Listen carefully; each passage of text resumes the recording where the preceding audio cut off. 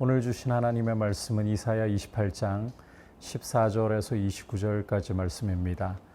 제가 16절에서 18절까지 말씀을 읽도록 하겠습니다. 그러므로 주 여호와께서 이같이 이르시되 보라 내가 한 돌을 시온에 두어 기초를 삼았노니 곧 시험한 돌이요 귀하고 견고한 기초돌이라. 그것을 믿는 이는 다급하게 되지 아니하리로다.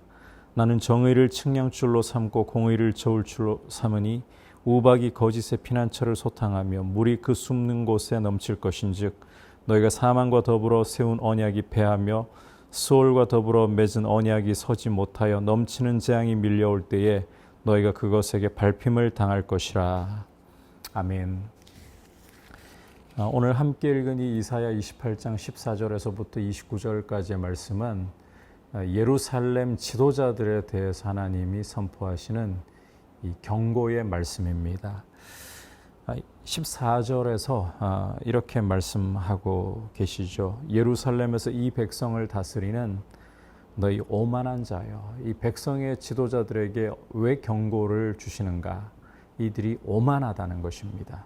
자, 이 오만의 증거가 바로 15절에 기록이 되어 있는데 이 예루살렘 지도자들은 어떤 말을 하는가 하면 우리는 사망과 언약하였고 수월과 맹약하였은즉 넘치는 재앙이 밀려올지라도 우리에게 미치지 못한다. 우리는 거짓을 우리 피난처로 삼았고 허위 아래에 우리를 숨겼다. 죽음과 언약을 맺었기 때문에 재앙이 우리에게 어떻게 미칠 수 있느냐. 아주 오만하고 뻔뻔한 이야기를 하는 거죠. 이 당시 이 역사적인 배경을 좀 살펴본다면 이 아수르가 팽창하면서 유다를 위협하고 있는 이런 상황 속에서 이집트와의 동맹을 통해서 우리는 견고한 피난처가 있다. 이런 모습을 이렇게 묘사하는 것이다. 학자들이 그렇게 보고 있습니다. 이런 오만한 모습을 보시면서 하나님이 어떤 말씀을 주시는가. 이제 이 부분이 굉장히 중요한 부분인데 16절에서부터 19절까지에 보면 하나님께서 16절에 시온에 한 돌을 두어 기초를 삼았다라고 말씀을 하십니다. 시험한 돌이고 귀하고 견고한 기초돌이다.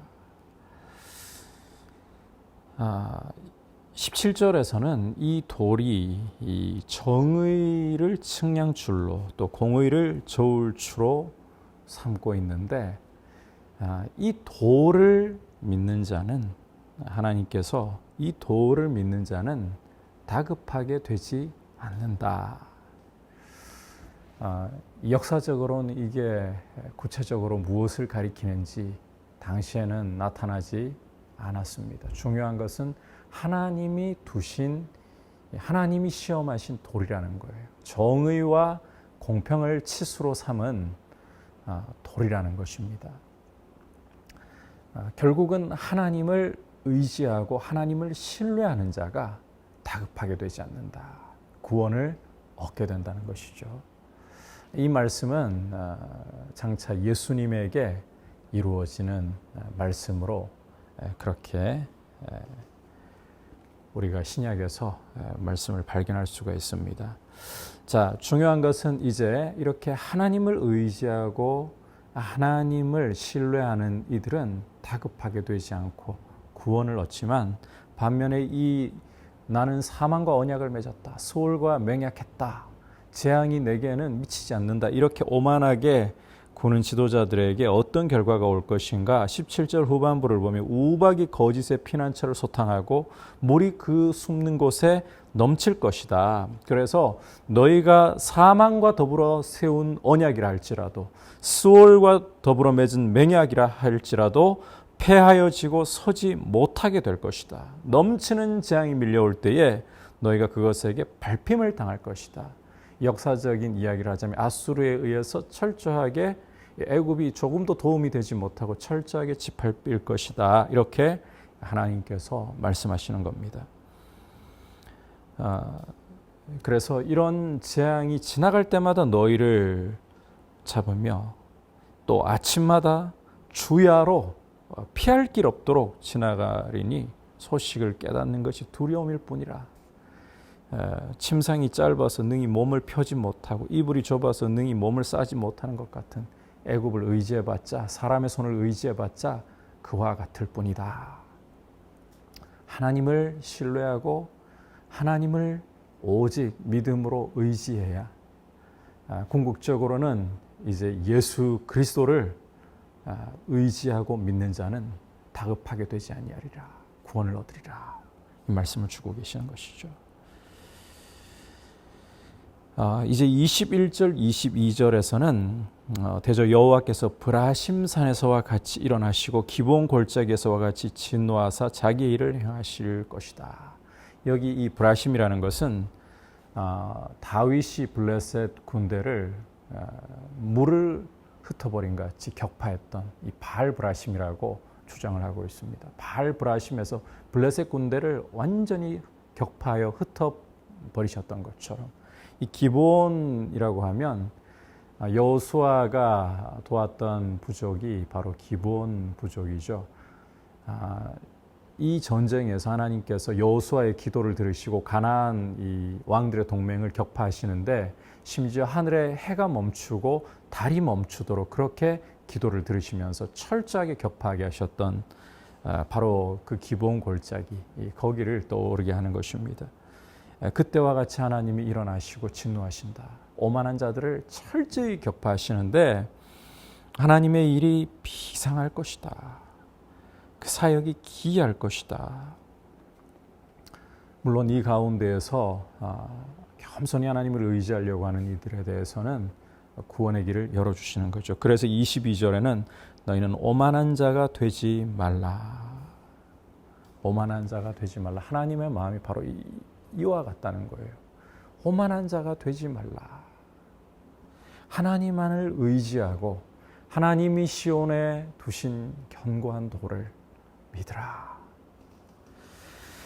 자, 이제 23절에서부터 29절까지는 갑자기 이 하나님의 목소리를 자세히 듣고 지혜를 얻으라, 이러면서 이 농사에 대한 이야기를 이사야 선지자가 갑자기 합니다. 농부가 하는 일을 보면 농부조차도 배운 것 없는 지도자의 입장에서 볼 때 무식한 농부조차도 해야 할 것과, 농사에서 해야 할 것과 하지 말아야 할 것, 어떻게 농사를 지어야 적절하게 이 농사를 지어서 열매를 거둘 수 있는가, 이걸 하나님께로부터 배워서 알고 있다. 그런데 너희 지도자들은 어째서 지도자의 자리에 있으면서 말씀을 듣고 배울 수 있는 그런 기회가 많으면서도 농부들이 배우는 것처럼도 배우지 못하느냐, 이런 부분을 보여주고 있는 겁니다. 그래서 이 하나님의 지혜를 귀 기울여서 오만한 자가 되지 말라, 이게 오늘 말씀의 중요한 핵심이라고 할 수 있습니다. 우리의 마음이 이 겸손한가 오만한가, 이것을 살펴볼 수 있는 중요한 기준은 다른 데 있는 게 아닙니다. 하나님을 신뢰하고 하나님을 의지하려고 하느냐, 하나님께서 시온에 세우신 견고한 돌, 시험한 견고한 돌 예수 그리스도를 겸손히 믿고 그분께 인생을 의지하느냐, 그렇지 않으면 허망한 것에 내 인생을 맡기려고 하는가, 돈이 나의 인생에 마치 피난처이고 보호자가 되는 것처럼, 사람이 나의 피난처이고 도움이 되는 것처럼, 이걸 보면 교만한가 겸손한가, 이게 드러난다는 거예요. 우리가 생각할 때는 이 오만하다 교만하다, 남들과 이 비교하면서 우쭐거리고 이런 것만을 생각하기가 쉬워요. 겸손하다는 것도 남들보다 자기를 낮추고 이런 것만을 생각하기 쉽습니다. 그러나 하나님 말씀을 통해서 우리가 분명하게 알 수 있는 사실은 하나님이 오만하게 여기시는 것은 하나님을 의지하지 않는 모습. 반면에 하나님이 이 겸손하게 보시는 것은 하나님이 세우신 이 구원의 길을 겸손히 의지하고 받아들이는 것입니다. 예수 그리스도 안에서 하나님의 은혜를 의지하는 겸손한 모습으로 우리가 서 있기를 주님의 이름으로 축복합니다. 이제 말씀을 생각하면서 함께 기도하도록 합시다. 이 시간 기도할 때에 하나님 아버지, 내 마음이 하나님을 신뢰하고 하나님 아버지를 정말 의지하려는 그런 참 겸손을 가질 수 있도록, 특히 예수 그리스도를 전적으로 의지하고 나를 죄에서 그 피 흘려, 법의 피를 흘려 건져주신 그 은혜를 의지하고 주님만을 나의 삶의 주인으로서, 피난처로서 늘 따라가며 순종하며 살기 원합니다. 아울러 하나님 외에 다른 곳에서, 예수 그리스도 외에 다른 곳에서 나의 도움과 피난처를 삼으려는 어리석고 교만한 모습을 깨뜨릴 수 있도록, 오만한 자가 되지 않도록 내 삶을 인도하여 주옵소서. 그리고 수도권의 이 코로나 발생 상황이 아주 심각한 상황입니다. 하나님께서 이 코로나 상황이 잘 제어될 수 있도록 은혜 주셔서 전국적인 확산이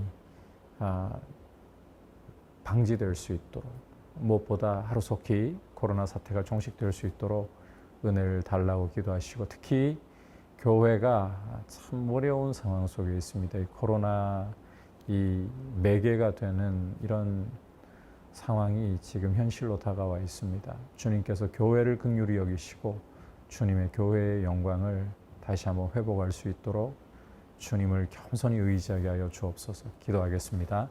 하나님 아버지, 오늘 말씀을 통해서 예루살렘의 지도자들이 오만하게 말했던 것처럼 우리는 사망과 언약하고 수월과 맹약하였은즉 어떤 재앙도 우리에게 미치지 아니하리라고 했던 것처럼 어리석고 교만하게 행하지 말고 오직 하나님을 피난처로 삼고 하나님을 의지함으로, 특히 하나님께서 세우신 구원의 길이신 예수 그리스도를 의지하고 그리스도를 철저히 주인으로 모심으로써 겸손하게 주님과 동행할 수 있도록 은혜를 베풀어 주시옵소서. 주님, 지혜를 주셔서 교만에 빠지지 않도록 늘 주님의 말씀을 가까이 하고 말씀에 귀 기울일 줄 알게 하여 주옵소서. 주님, 수도권의 코로나 상황이 참 좋지 못한 상황입니다. 전국으로 확산되지 않고 잘 제어될 수 있도록 은혜와 긍휼을 베풀어 주옵소서.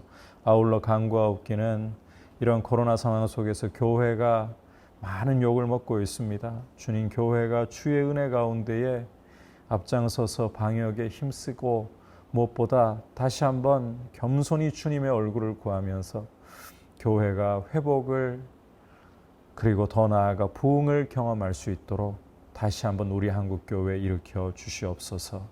예수님의 이름으로 기도드립니다. 아멘.